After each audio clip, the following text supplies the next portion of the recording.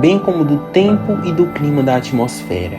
A física aplicada à atmosfera analisa as propriedades e características dos fenômenos que ocorrem nas camadas atmosféricas, utilizando as teorias e leis gerais do campo do saber da física, visando a descrição e compreensão dos eventos atmosféricos. Estima-se que a atmosfera terrestre tenha surgido há cerca de 4 bilhões de anos. Essa camada de gás formou-se quando o planeta Terra, depois de um elevado aquecimento, resfriou-se. Vapor de água, gases e outros elementos provenientes do interior da Terra emergiram. Parte desses gases e elementos dissiparam-se no espaço. Contudo, alguns fixaram-se ao redor do planeta em decorrência da gravidade atuante. A atmosfera primitiva. Não havia presença de gases como oxigênio. Os gases abundantes eram metano, gás carbônico, nitrogênio e, inclusive, gases compostos por substâncias venenosas. Apresentava altas temperaturas e tinha o Sol como a principal fonte de energia. Isso possibilitou que os primeiros organismos vivos surgissem. As bactérias de metabolismo anaeróbico, sem a presença de oxigênio. Por meio da formação dos oceanos, começaram a surgir plantas marinhas primitivas, que passaram a realizar o processo de fotossíntese, modificando então a composição dos gases da atmosfera. As características atuais da atmosfera são adquiridas há cerca de 65 milhões de anos. A concentração de oxigênio na atmosfera levou aproximadamente 1,5 bilhões de anos para chegar aos 21%. Em linhas gerais, podemos definir os fenômenos atmosféricos como as manifestações da natureza que ocorrem na atmosfera de um planeta e que estão associadas com a origem, evolução, estrutura da matéria e radiação lá existente. Chama-se atmosfera terrestre a camada composta por radiação de gases e materiais particulados, os aerossóis, que envolve a Terra e se estende por centenas de quilômetros. Os limites inferiores da atmosfera são, obviamente, as superfícies da crosta terrestre e dos oceanos. Contudo, os seus limites superiores não são bem definidos, porque com o aumento da altitude, a atmosfera vai se tornando cada vez mais tênue. O conhecimento da composição e comportamento da atmosfera possui uma grande e fundamental relevância para os processos biológicos, já que os processos físicos e químicos que ocorrem na atmosfera protegem os organismos da exposição à radiação ultravioleta em níveis perigosos. Além de que a atmosfera contém os gases e componentes da radiação necessária para os processos vitais da vida no nosso planeta, como, por exemplo, respiração e fotossíntese. A nossa atmosfera envolve vários elementos químicos. Ela é a camada de ar de aproximadamente 70 km de espessura, que envolve o globo terrestre. Como o próprio nome já indica, a atmosfera é composta de ar, que é uma solução gasosa que contém partículas sólidas e líquidas em suspensão. A atmosfera é denominada de solução gasosa porque é uma mistura de vários gases e, dentre eles, os que se encontram em maiores proporções são nitrogênio. Representa cerca de 78% do volume da atmosfera. Ele absorve poucas quantidades de calor provenientes do Sol. Apesar de ser um gás com maior volume na atmosfera, ele não apresenta papel muito importante.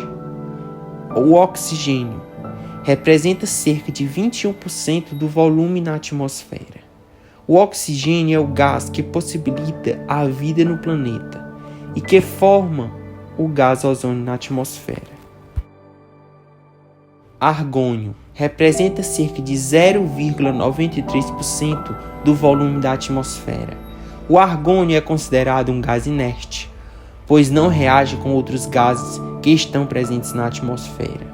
Assim, pode ser encontrado em sua forma pura. Neônio e gás carbônico. Gás carbônico é aquele que representa cerca de 0,039% do volume da atmosfera. O gás carbônico é encontrado na atmosfera em decorrência do processo de respiração dos seres vivos. Também pode ser proveniente de processos de combustão. Encontra-se também outros gases nobres. Esses gases fazem parte da mistura de ar seco que está presente até uma altura de 25 km. Acima disso, é possível encontrar outros componentes gasosos, como dióxido de carbono e outros de origem industrial, denominados poluentes. Na atmosfera terrestre também é encontrado vapor de água, que não é um gás. Vapor de água ele representa cerca de 4% do volume atmosférico e diminui à medida que há o aumento da altitude. Esse elemento atmosférico influencia diretamente na dinâmica da temperatura média de todo o planeta, pois consegue absorver e emitir calor para a atmosfera. A atmosfera tem também uma função vital de proteção da Terra, pois ela absorve a maior parte da radiação cósmica e eletromagnética do Sol, e apenas uma pequena parte é transmitida pela atmosfera e atinge nossas cabeças. Desta forma, é também essencial na manutenção do balanço de calor na Terra, absorvendo a radiação infravermelha emitida pelo Sol e aquela reemitida pela Terra. Estabelece-se, assim, condições para que não tenhamos as temperaturas extremas que existem em outros planetas e satélites que não têm atmosfera. A temperatura da atmosfera terrestre é determinada principalmente por dois fatores: a aproximação em relação ao solo e a interação da radiação com as moléculas presentes na atmosfera. A temperatura da atmosfera varia entre camadas em diferentes altitudes, sendo, portanto, um dos parâmetros de classificação das próprias camadas. Segundo essa classificação, a atmosfera terrestre é constituída de 5 camadas.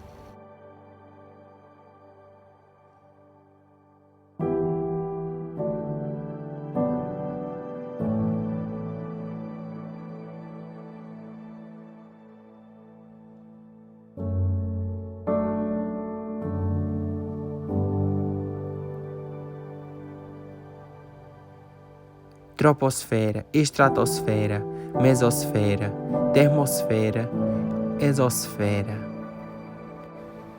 Troposfera corresponde à primeira camada da atmosfera, ou seja, é a que mais se aproxima da superfície terrestre. É nessa camada que os seres vivos podem respirar normalmente. Apesar de apresentar uma extensão inferior às demais camadas, a troposfera constitui cerca de 80% da massa atmosférica. É nessa camada que ocorrem quase todos os fenômenos meteorológicos. Estratosfera corresponde à segunda camada mais próxima da atmosfera, fazendo limite com a troposfera e a mesosfera, camada que vem logo a seguir. Na estratosfera, diferente do que ocorre na troposfera, a temperatura eleva-se à medida que a altitude aumenta.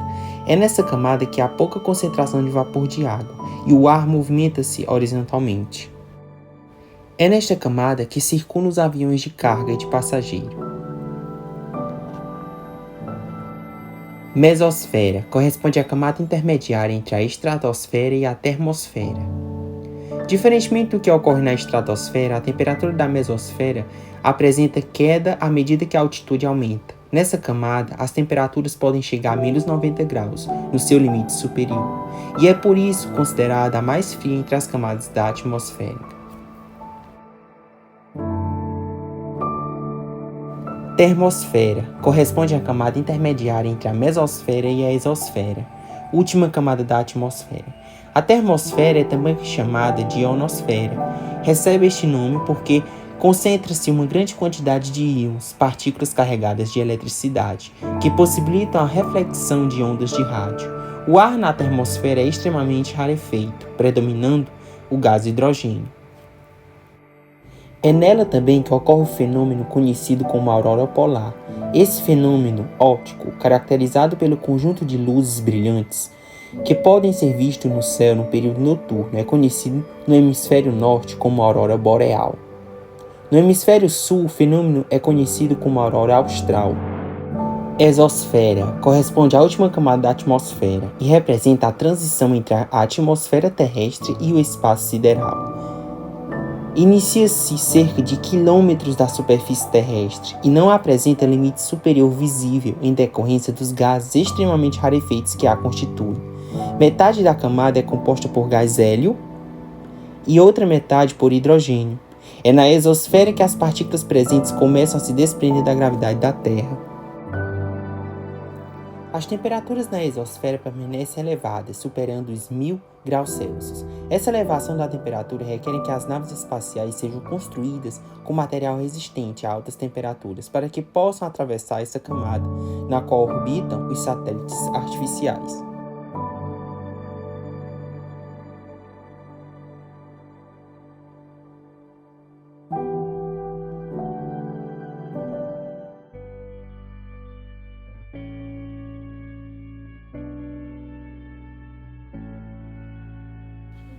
O aumento da população e a crescente demanda por consumo aumentaram em número a quantidade de indústrias, e como consequência houve um aumento na quantidade de gases sendo emitidos.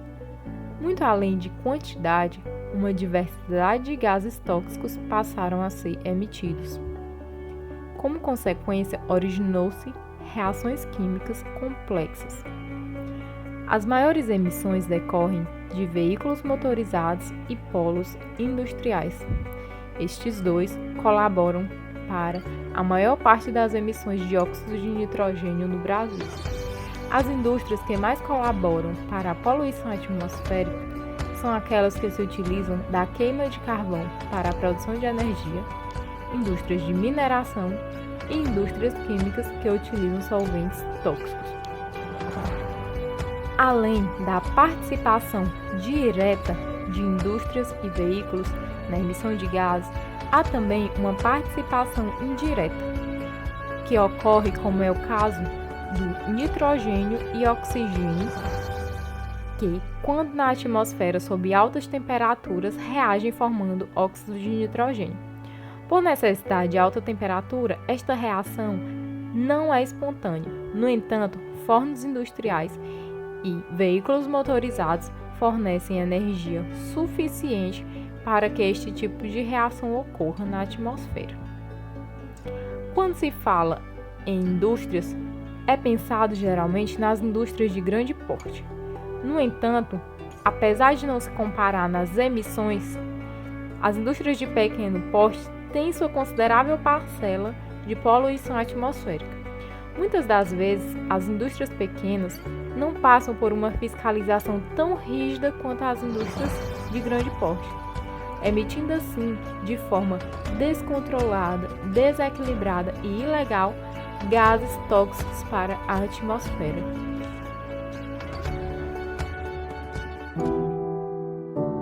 Chuva ácida, um mal vigente desde a Revolução Industrial, quando diversos gases poluentes passaram a ser emitidos para a atmosfera. A grande vilã causadora da chuva ácida são as indústrias. Estas são as principais responsáveis pela emissão de óxidos ácidos, como óxido de nitrogênio e óxido de enxofre. São assim conhecidos estes porque reagem com a água e formam ácidos. O dióxido de enxofre é o principal acidificante da água da chuva, pois ele reage com a água e forma o ácido sulfuroso. É importante ressaltar que a água da chuva, em condições normais, tem um pH em torno de 5,6. Isto porque a água reage com o dióxido de carbono, formando uma chuva com pH inferior a 7, mais acidificado. No entanto, a chuva ácida é aquela com pH inferior a 5,6. Os veículos, antigamente, tinham sua parcela de contribuição na acidez da chuva. Para se ter ideia, um veículo produzido em 1995 produzia 10 vezes mais óxido de nitrogênio do que um veículo produzido atualmente. Com o passar do tempo, diversas tecnologias passaram a ser desenvolvidas para diminuição na emissão de gases tóxicos. Um exemplo são os conversores catalíticos, que convertem os gases poluentes em gases inertes, como nitrogênio e dióxido de carbono. O dióxido de carbono, apesar de não afetar a saúde humana de forma diretamente drástica, ele é o principal gás do efeito estufa. Dessa forma, os modelos atuais de veículos passam por diversos testes para garantir que estão seguindo a regulamentação vigente.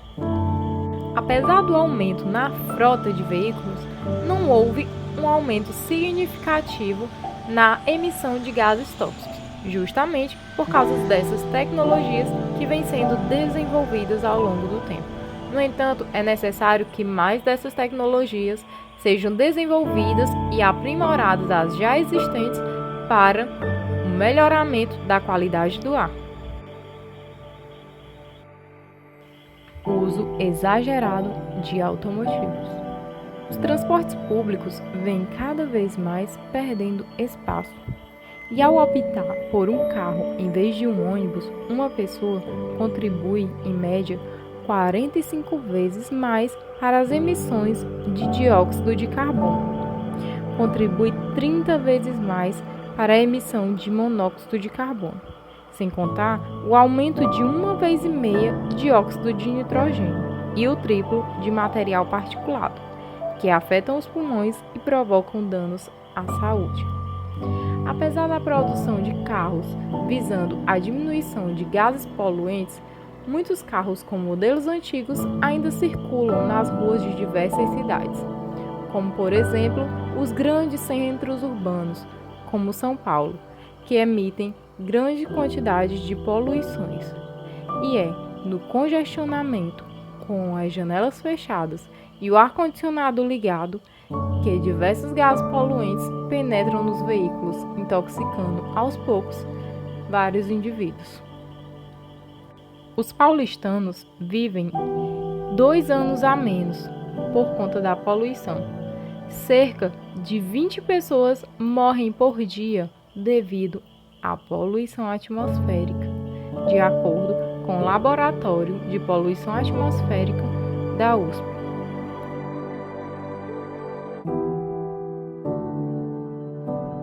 Smog é o termo usado para definir o acúmulo da poluição do ar nas cidades, que forma uma grande neblina de fumaça no ambiente atmosférico próximo à superfície.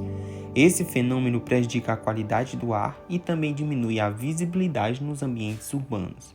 Um dos elementos responsáveis pela formação e acumulação smog no espaço das cidades é a inversão térmica, um fenômeno atmosférico que é natural, mas pode gerar problemas ao não permitir que os poluentes lançados no ar pelas atividades humanas dispersem-se mais facilmente. Esse problema costuma ocorrer em épocas mais frias, quando a radiação solar não é suficiente para aquecer o solo em níveis necessários. Por isso, o ar frio da superfície, que é mais pesado, fica parado e dificulta a movimentação do ar. Existem 2 tipos de smog, o fotoquímico e o industrial. A inversão térmica costuma contribuir mais para o segundo citado, o smog industrial. O smog fotoquímico acontece quando há liberação de gases altamente prejudiciais, tais como os óxidos de nitrogênio. Esses elementos químicos participam de reações fotoquímicas, sob a presença de luz, que provocam a geração de outros poluentes, como o ozônio troposférico, o ácido nítrico e outras substâncias altamente prejudiciais para a qualidade do ar. O principal aspecto do smog fotoquímico é sua cor avermelhada ou marrom, em razão da configuração dos compostos que integram. Seu pico diário de concentração costuma ser por volta das 10 ou 12 horas, quando o índice de luminosidade é maior e mais intenso. Efeito de poluentes no ar. Estudos indicam que a incidência de problemas cardiovasculares e pulmonares tem relação com a contaminação atmosférica. A chuva ácida, causada por gases tóxicos, pode acidificar lagos. Quando a chuva tem o pH em torno de 5,5, pode causar a morte de larvas e insetos. Quando o pH está em torno de 4,5, peixes são mortos, afetando de maneira significativa a cadeia alimentar. A chuva ácida pode acidificar o solo, No entanto, aqueles que possuem cal ou calcário agem de maneira a neutralizar a ação desta. Além de seres vivos, a chuva ácida pode destruir monumentos históricos por meio da corrosão. E os desastres não param por aí. O dióxido de enxofre, por exemplo, que é resultante da queima de combustíveis que contém enxofre, como gasolina e óleo diesel, é responsável por formar ácidos no corpo humano, à medida que se respira. Em alguns casos, afeta o pulmão de forma irreversível. O dióxido de nitrogênio pode provocar problemas respiratórios e diminuir a resistência do organismo a vários tipos de infecções. Há também o material particulado, que popularmente é conhecido como fuligem. Este pode causar mal-estar, irritação nos olhos, garganta, pele e dor de cabeça. O óxido de carbono, outro gás, atua no sangue, reduzindo a oxigenação. Outra classe são os poluentes climáticos de vida curta. Como principais representantes desta classe, tem-se o metano, ozônio e hidrofluorocarbonetos. Estes poluentes permanecem na atmosfera de alguns dias até algumas décadas e apresentam efeito nocivo à saúde, ao ambiente e também agravam o efeito estufa. Outro contaminante, não só de oceanos, mas também do ar, são os microplásticos. Ele, mesmo em locais afastados dos grandes centros urbanos, contaminam o ar. Geralmente desprendem-se de roupas sintéticas, pneus e de objetos plásticos descartados incorretamente e podem viajar pela atmosfera por quilômetros, pois são muito leves. O tamanho pode variar e no caso do microplástico no ar, ele fica praticamente invisível, mas pode contaminar comida, entrar no organismo durante a respiração. Estudos precisam ser desenvolvidos em cima das consequências provenientes destes, pois o tipo de poluição ainda é desconhecida por parte dos microplásticos.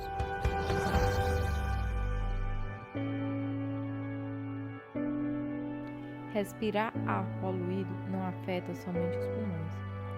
As consequências podem ir além disto, causando mortes prematuras. Várias complicações podem ocorrer, desde diabetes até demências, problemas de fertilidade e leucemia infantil. A poluição do ar pode afetar não somente a saúde humana, mas também a água e o clima local. A poluição do ar afeta significativamente o ciclo da água. O material particulado pode reduzir a quantidade de radiação solar que atinge a superfície do planeta, afetando a taxa na qual a água evapora e se move para a atmosfera. Também influencia na formação de nuvens e a capacidade de transportar água. Um exemplo é a Índia e a China, que passam por mudanças na intensidade e distribuição de chuvas, e isto tem sido relacionado à poluição de ar, à poluição no ar por partículas. Outra coisa que são afetadas pela poluição do ar são os rendimentos da energia que é gerada. Energia solar, principalmente. Esta pode ser diminuída em áreas com alta concentração de material particulado. Painéis que são entupidos, poeiras, acabam tendo problemas durante a sua manutenção. A limpeza se torna complicada por conta desta poeira. A luz do sol não consegue penetrar completamente, reduzindo assim a produção de energia nos painéis solares. A poluição de ar afeta também a produção de alimentos e a vegetação. O ozônio pode danificar as células das plantas e afetar negativamente a fotossíntese, enquanto que o material particulado pode reduzir a quantidade de luz solar e atingir as plantas e as culturas alimentares. Monóxido de carbono é um gás levemente inflamável, inodoro e muito perigoso devido à sua grande toxicidade. É produzido pela queima em condições de pouco oxigênio. ou seja, a combustão incompleta, e ou alta temperatura, de carvão ou outros materiais ricos em carbono, como derivados de petróleo, por exemplo, pelos motores dos veículos, entre outros. O monóxido de carbono é um agente redutor, retirando o oxigênio de muitos compostos em processos industriais, como na produção de ferro e outros metais a partir de seus minérios, e hidrogênio a partir da água. Também já foi muito usado como combustível sob o nome de gás de síntese, que é feito passando-se vapor de água sobre carvão superaquecido, formando uma mistura de monóxido de carbono, hidrogênio, nitrogênio e dióxido de carbono. A intoxicação por meio do monóxido de carbono tem como sintomas dores de cabeça e no peito, tonturas, confusão, fraqueza, náuseas e vômitos, que podem facilmente se confundir com outras enfermidades, como, por exemplo, intoxicação alimentar. E, em casos mais graves, pode ocorrer perda da consciência e morte. Pode haver também a longo prazo sequelas cardíacas e neuronais posteriores a uma intoxicação. O monóxido de carbono, depois de inalado e difundido para os vasos sanguíneos, combina com a hemoglobina, formando a carboxihemoglobina, com muito mais afinidade do que o oxigênio, cerca de 200 a 240 vezes superior, diminuindo a quantidade de hemoglobina disponível para o transporte de oxigênio. Pode, desta forma, ocorrer o desenvolvimento de hipoxia tecidular, caso os mecanismos compensatórios falhem em manter o fornecimento. Enxofre, também conhecido como anidrido sulfuroso, é um composto químico constituído por 2 átomos de oxigênio e 1 de enxofre. A sua fórmula química é SO2. É um gás denso, incolor, não inflamável e altamente tóxico, e a sua inalação pode ser fortemente irritante. Esse gás é o responsável pelo cheiro de fósforos queimados. O SO2 é uma molécula de geometria angular. Uma abordagem pela teoria da ligação de valência, considerando somente orbitais sp, descreveria a molécula em termos de ressonância e em estruturas distintas. A ligação enxofre-oxigênio possui uma ordem de ligação de 1,5. Essa abordagem é simples, não inclui a participação do orbital d. Em termos formais de contagem de elétrons, o átomo de enxofre apresenta um estado de oxidação de +4 e uma carga formal de +1. É liberado naturalmente pela atividade vulcânica, sendo encontrado em baixas concentrações na Terra e na atmosfera.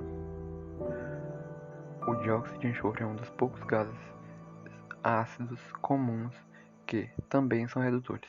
Ele torna rosa o papel, torna o sol úmido devido à acidez, e então branco devido à sua ação alvejante.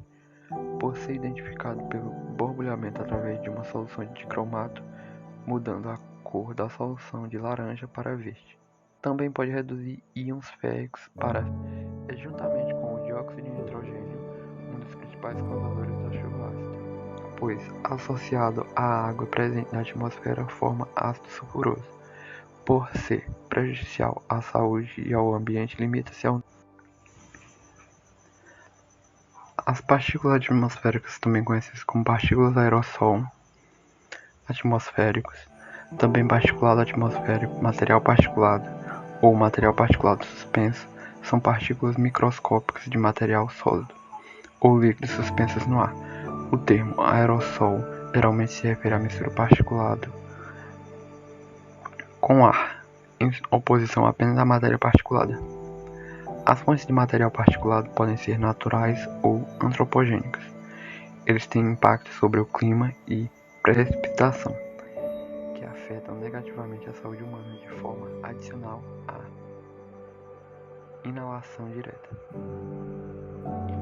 Os tipos de partículas atmosféricas incluem material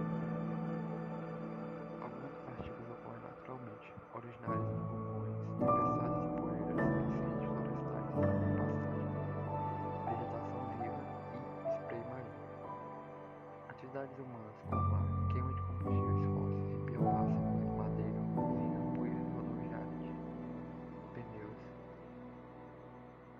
Aerossóis atmosféricos afetam o clima na Terra, alterando a quantidade de radiação solar recebida e a radiação terrestre de ondas longas, retidas no sistema terrestre. Isso ocorre através de vários mecanismos distintos, que são divididos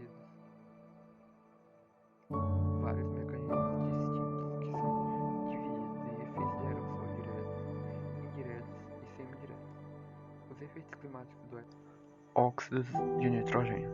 Dependendo da valência atômica usada pelo nitrogênio, os óxidos de nitrogênio têm formulações diferentes e diferentes nomenclaturas são aplicadas a eles. Monóxido de nitrogênio e dióxido de nitrogênio constituem dois dos óxidos de nitrogênio mais toxicologicamente importantes, não sendo inflamáveis. Óxidos de nitrogênio também são gerados na natureza com incêndios florestais, atividade vulcânica e decomposição bacteriana de certos nitratos. Os óxidos de nitrogênio são usados na produção de ácido nítrico, lacas, tinturas e outros produtos químicos, como combustíveis de foguetes, na nitrificação de compostos químicos orgânicos, na fabricação de explosivos. Os agentes oxidantes apresentam algumas características importantes, sendo algumas delas forte tendência a ganhar elétrons e posteriormente sofrerem uma redução. Quanto maior a afinidade que a substância tem por elétrons, maior é seu poder de oxidação. É considerado um aceitador de elétrons, mas também tem a capacidade de transferir átomos eletronegativos para um substrato. Agentes oxidantes fortes têm a capacidade de reagir energeticamente a outros compostos que produzem calor e diferentes produtos gasosos. Eles podem reagir energicamente como metais ativos. O oxigênio é um elemento da família dos calcogênios, que formam os gases ozônio e oxigênio, fundamentais para o ser humano. Trata-se do elemento mais abundante na superfície terrestre. Todos sabemos da importância vital desse elemento, já que ele forma o gás oxigênio, presente na atmosfera. O homem muitas vezes esquece que o ar é, antes de tudo, uma fina camada, e não se dá conta da enorme variedade de agressões que a atmosfera sofre todos os dias. Partículas sólidas e gases de todo tipo invadem o ar. Alguns poluentes podem alterar camadas de ozônio na parte alta da estratosfera. Com a redução do ozônio, aumenta a radiação ultravioleta, que afeta a maioria das formas de vida e provoca o aumento das doenças de pele. Certos gases têm a propriedade de reter o calor do Sol na atmosfera e aumentar a temperatura da Terra. É o chamado efeito estufa. Um dos gases que mais contribui para o efeito estufa é o metano, produzido pela decomposição de resíduos e pelo sistema digestivo dos ruminantes. Também o gás carbônico, que é essencial para a vida, provoca o aquecimento do planeta quando em excesso. O calor leva ao derretimento das geleiras e das calotas polares e provoca o aumento do nível do mar. Em algumas regiões, o calor causa o aumento das áreas desérticas e das secas. Já em outras, há a intensificação das tempestades e das enchentes. A terra seca, esquenta, a fina camada poderá não suportar mais tantos impactos. Sem sua delicada atmosfera, a Terra se tornaria, de novo, apenas uma esfera de rocha sem vida. O Protocolo de Kyoto é um acordo internacional fruto de muitos debates entre ambientalistas e chefes de Estado em diversas conferências no final do século XX. O protocolo foi finalmente criado em 1997 em Kyoto, no Japão, e se tornou um acordo entre países que assinaram o documento. As nações consideradas desenvolvidas se comprometiam a reduzir as suas taxas de emissão de gases do efeito estufa entre os anos de 2008 e 2012, em pelo menos 5,2% comparado aos níveis de 1990. Mas nem todos tinham os mesmos limites. A União Europeia comprometeu-se com a redução de 8% e o Japão com 7%.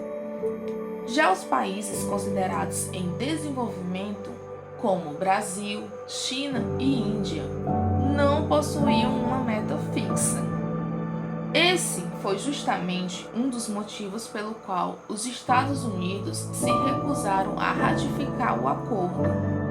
O presidente George Bush, na época, não concordava com esse ponto e acreditava que o acordo teria impacto na economia do país.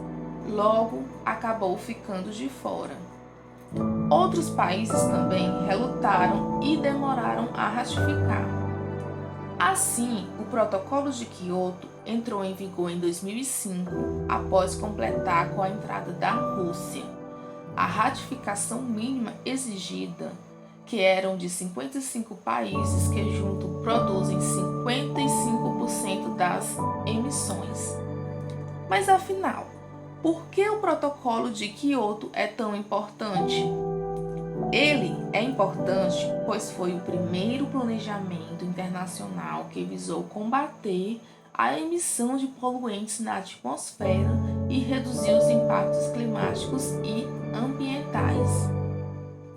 Desde o final do século XVIII, a Revolução Industrial, que começou na Europa e se espalhou pelo mundo, vem ampliando os índices de poluição. Com a criação dos motores a combustão, dos complexos industriais, o aumento dos desmatamentos e com o consumo desenfreado, os seres humanos passaram a interferir ainda mais na temperatura, criando em pouco tempo danos que podem ser irreversíveis.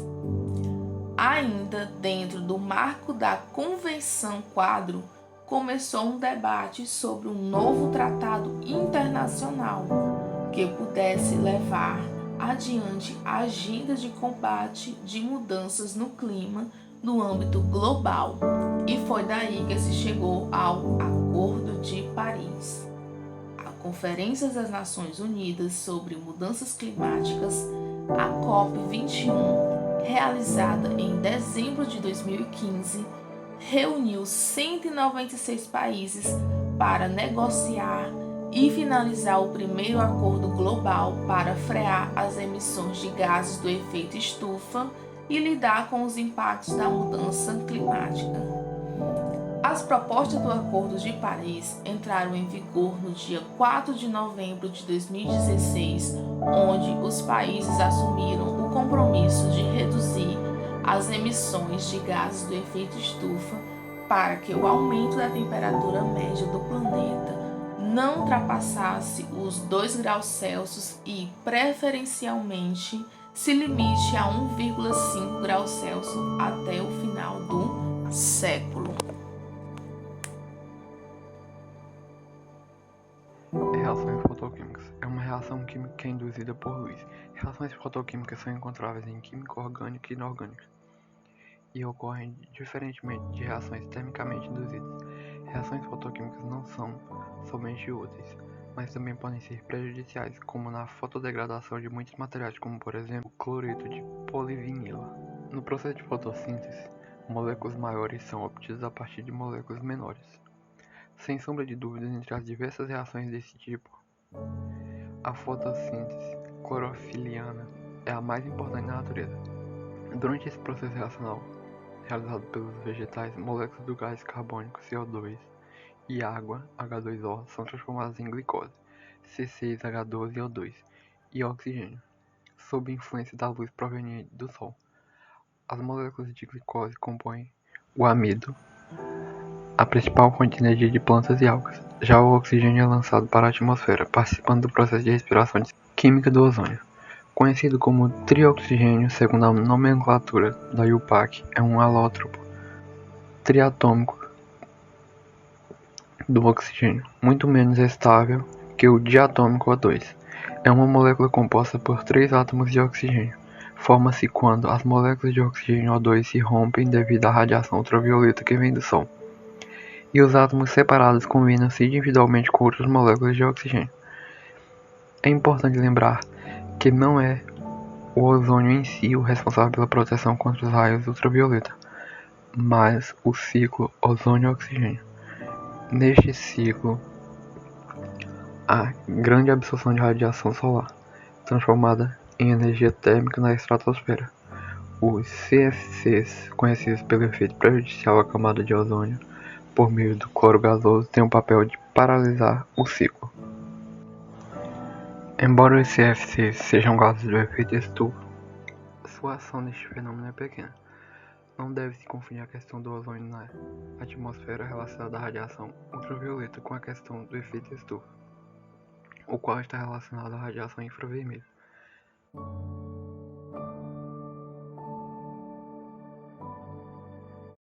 O desenvolvimento industrial e urbano, o crescimento da frota automotiva, os atuais padrões de consumo, o desmatamento e as queimadas, entre outros, têm como consequência o aumento das emissões de poluentes do ar, o crescente aumento das concentrações de substâncias contaminantes no meio aéreo, sua deposição no solo, nos vegetais e nos materiais é responsável por danos à saúde.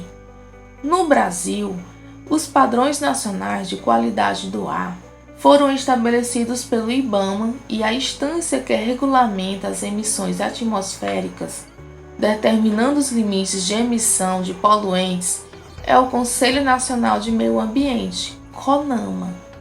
O CONAMA, por meio da Resolução número 5 de 15 de junho de 1989, criou o Programa Nacional de Controle de Qualidade do Ar, PRONAR, com o intuito de permitir o desenvolvimento econômico e social do país de forma ambientalmente segura, pela limitação dos níveis de emissão de poluentes por fontes de poluição atmosférica, com vistas à melhora da qualidade do ar, ao atendimento dos padrões estabelecidos e o não comprometimento da qualidade do ar nas áreas consideradas não degradadas. Para alcançar os objetivos do PRONAR, definiu-se como estratégia básica o estabelecimento de limites nacionais para as emissões, por tipologia de fontes e poluentes prioritários, reservando o uso dos padrões de qualidade do ar como ação complementar de controle. O PRONAR também trouxe metas de aprimoramento da gestão da qualidade a serem cumpridas no curto, médio e longo prazo, sem, contudo, definir os limites temporais de cada categoria. As médias de curto prazo seriam definição dos limites de emissão para fontes poluidoras prioritárias e de padrões de qualidades do ar, enquadramento das áreas na classificação de usos pretendidos, apoio à formulação de programas similares nos estados, capacitação laboratorial e capacitação de recursos humanos.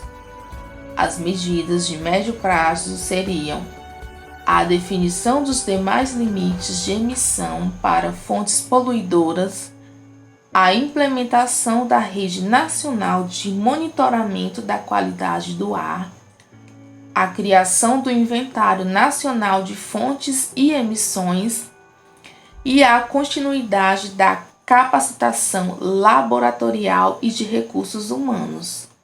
Esta última também coloca como meta de longo prazo. Você já sentiu dores de cabeça, desânimo ou mal-estar depois de ficar um longo período dentro de um ambiente fechado? Esses são alguns dos sinais e sintomas da poluição do ar escondida dentro do ambiente. Outro fator que indica a poluição do ar em ambientes fechados é a presença de mau cheiro, mofo ou mesmo a umidade nos cômodos. Muitos dos produtos de limpeza que usamos para higienizar a nossa própria casa também são considerados tóxicos e prejudiciais para a saúde. De acordo com a Agência de Proteção Ambiental, produtos de limpeza, tintas, solventes, gás natural e combustíveis são poluentes para o ar. Cuidar da qualidade do ar de ambientes fechados é muito importante para manter o conforto térmico e a saúde de todos os ocupantes. Dentre os principais poluentes do ar, podemos citar a fumaça, partículas inaláveis, dióxido de enxofre, ozônio, dióxido de nitrogênio e monóxido de carbono. A exposição à poluição do ar, por sua vez, está ligada a diversas doenças como câncer de pulmão, ataques de asma, danos cardiovasculares, danos reprodutivos, entre outros.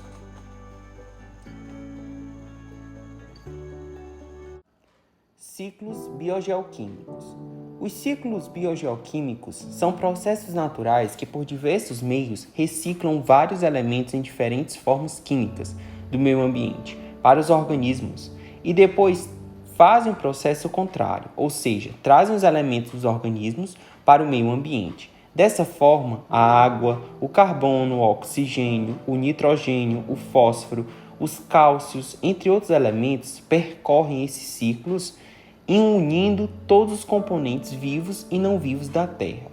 Um ciclo biogeoquímico pode ser entendido como sendo o movimento ou ciclo de um determinado elemento ou elementos químicos através da atmosfera, hidrosfera, litosfera e biosfera da Terra.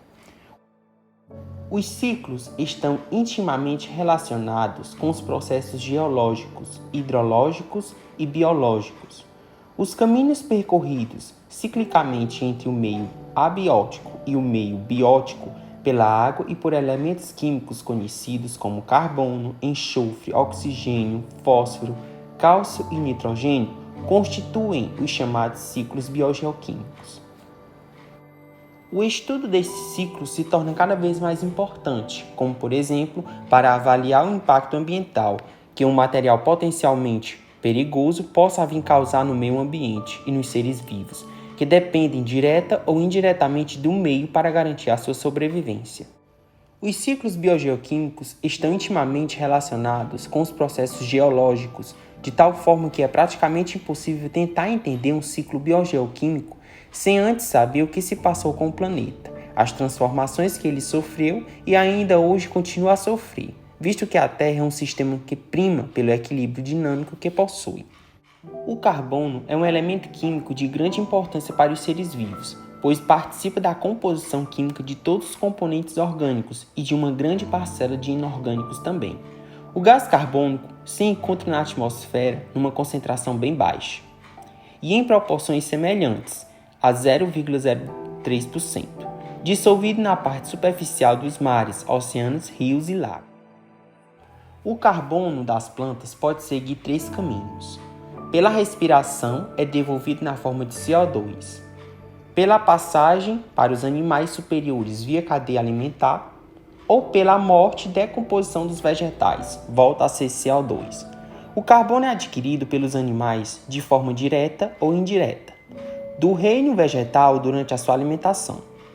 Assim, os animais herbívoros recebem dos vegetais os compostos orgânicos e, através de seu metabolismo, são capazes de sintetizar e até transformá-los em novos tipos de produtos.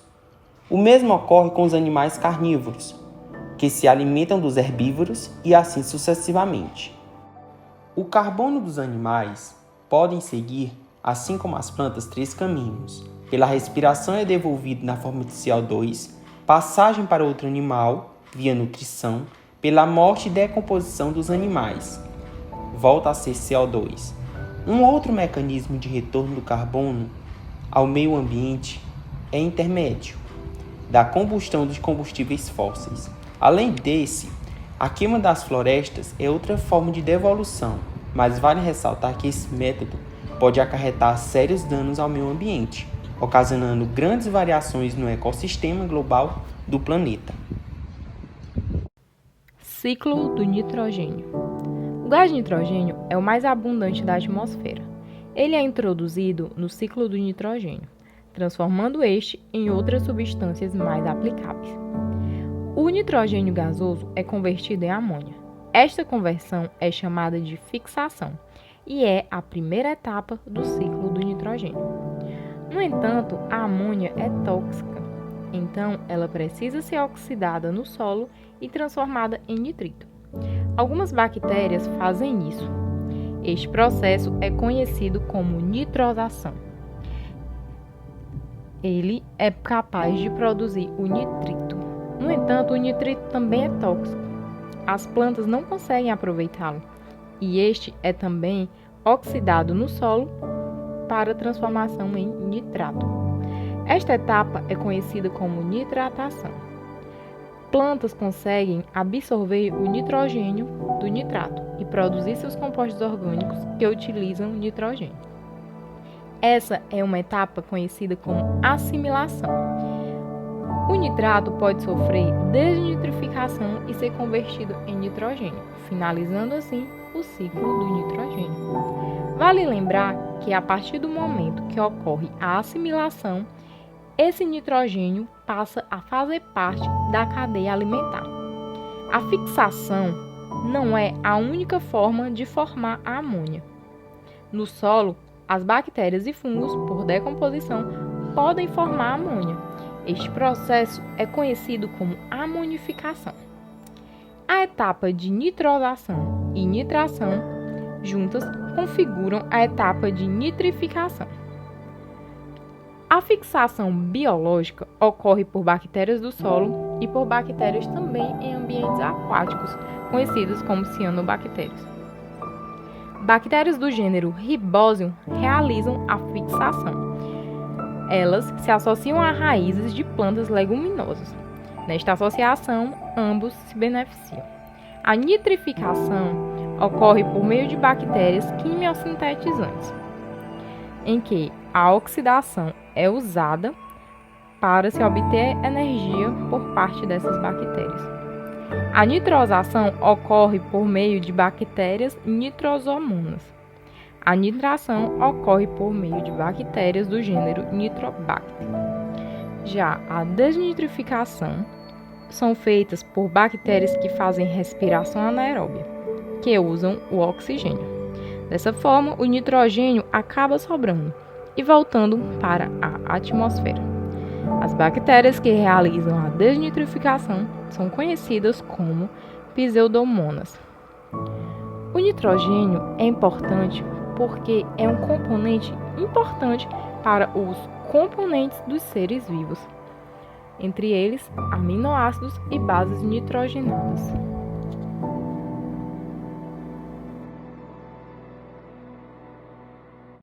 O oxigênio é um importante elemento encontrado em 3 reservatórios do planeta: a atmosfera, biosfera e litosfera. Na atmosfera, destaca-se a presença do oxigênio molecular, que representa 21% da atmosfera terrestre e é utilizado por alguns seres vivos na realização da respiração celular. Além de aparecer como oxigênio molecular, esse elemento aparece na atmosfera em forma de outros compostos, como gás carbônico, ozônio e dióxido de nitrogênio. O ciclo do oxigênio apresenta diversas etapas importantes, como fotossíntese, respiração celular, decomposição, combustão e formação da camada de ozônio. Na fotossíntese, temos a formação do oxigênio que será liberado na atmosfera. Essa, portanto, é uma das principais etapas. Na fotossíntese, os organismos fotossintetizantes fazem uso do gás carbônico para a produção de moléculas orgânicas. Durante esse processo, que necessita da presença de luz, esses organismos liberam oxigênio. Entre os organismos fotossintetizantes, destaca-se o fitoplâncton, responsável pela produção de cerca de 95% do oxigênio presente na atmosfera terrestre.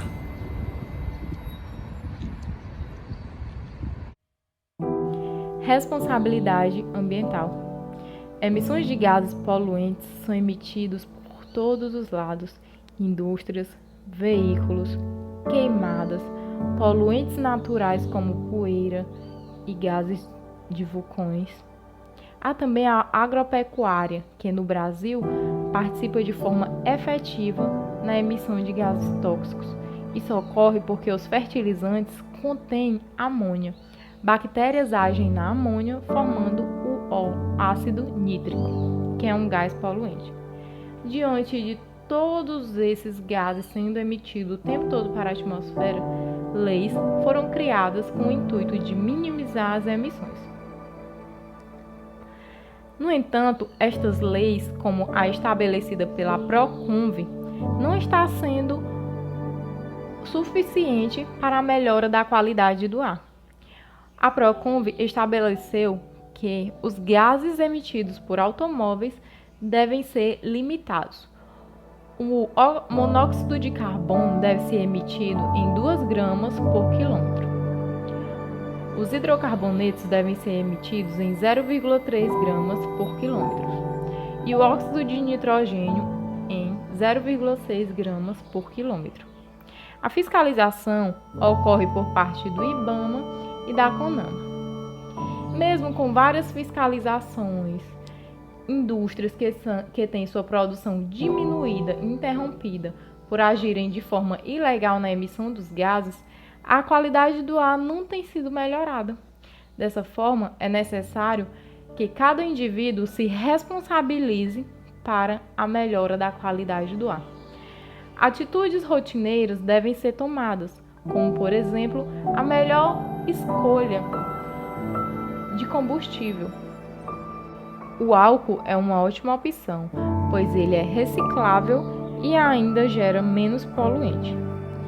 A escolha pelo transporte público em alguns dias, ao invés dos veículos motorizados individuais. O uso de bicicletas também tem sua contribuição, pois diminui os congestionamentos e reduzem o consumo de combustível. Não somente os indivíduos dos centros urbanos podem ajudar na diminuição das emissões de gases poluentes, também os moradores do campo podem diminuir as queimadas, que emitem grandes quantidades de dióxido de carbono. As indústrias devem se responsabilizar por sua produção, produzindo assim de maneira mais sustentável, utilizando menos reagentes para gerar mais produtos. Uma produção limpa deve ser desenvolvida. É importante ressaltar que os maiores desperdícios são os causadores da poluição atmosférica. Desperdícios de energia, desperdícios de materiais. Estes são os maiores causadores de poluição. A natureza também busca restabelecer o equilíbrio ambiental por meio de reações que neutralizam a ação dos poluentes, reações de neutralização, diluição ou eliminação dos poluentes atmosféricos, por meio de dispersão, precipitação e transformações químicas é que a natureza tenta se livrar dos danos causados pelos seres humanos.